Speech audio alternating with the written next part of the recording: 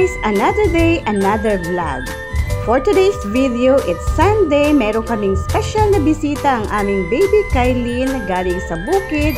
Kaya ipapasyal namin siya for today. So let's go!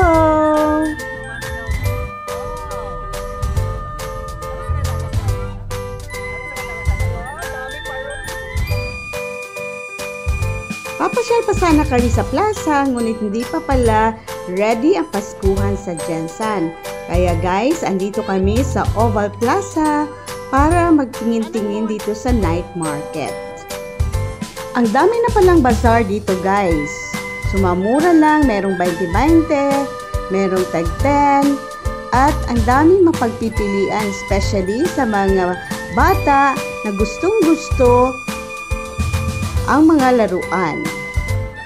Kitang-kita naman na busog ang mga mata ni baby Kylene sa kakatingin ng mga laruan.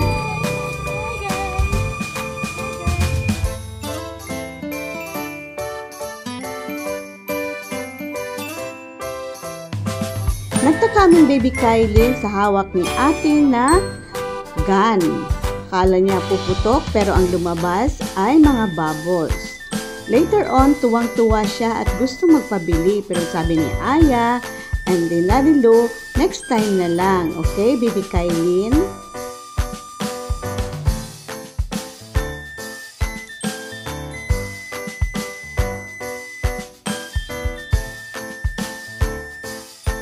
Ang daming mapagpipilian dito guys sa night market, sa Oval Plaza na bazaar. Madami dito mga perfume na murang-mura na pareho lang sa online selling na nakikita natin sa Shopee, Lazada at iba pang online products. At syempre na nakita natin yung sandal na murang-mura at kasya kay baby Kylene, so pinalitan natin yung slipper niya ng sandal. At tuwang-tuwa naman siya dahil binilan siya ni Daddy Lou ng bag. So, happy Kylene!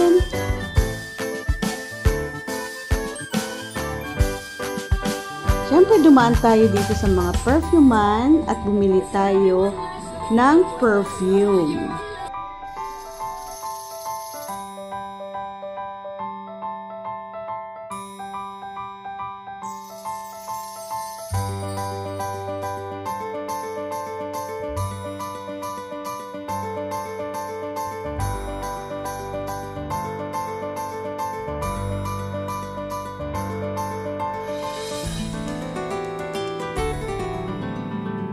At syempre, dumaan na rin tayo dito sa Oval Plaza. Punta tayo dito sa kanilang mga food courts na daming mapagpipili ang pagkain.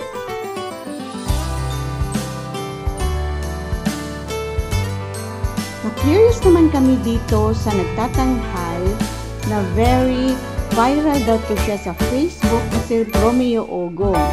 Syempre, maganda din ang kanyang boses at nag-stop over kami dito at nakinig sa kanyang mga music.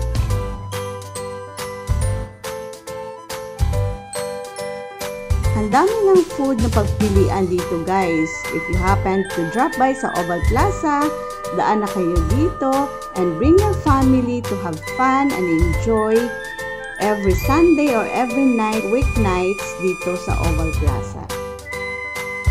Since it's November 30, 2025, so, ito muna ang nadatna namin dito sa Oval Plaza. But starting tomorrow, December 1, ay magbubukas na yata ang Paskuhan sa Jensan. So, what are you waiting for, guys? So, bring your family here and enjoy sa Paskuhan sa Jensan.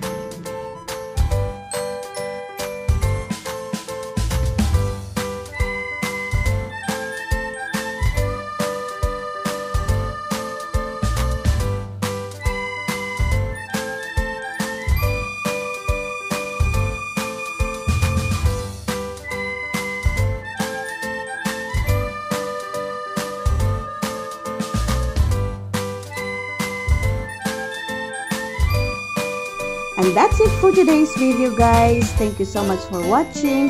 Ingat kayo palagi. God bless everyone. Bye!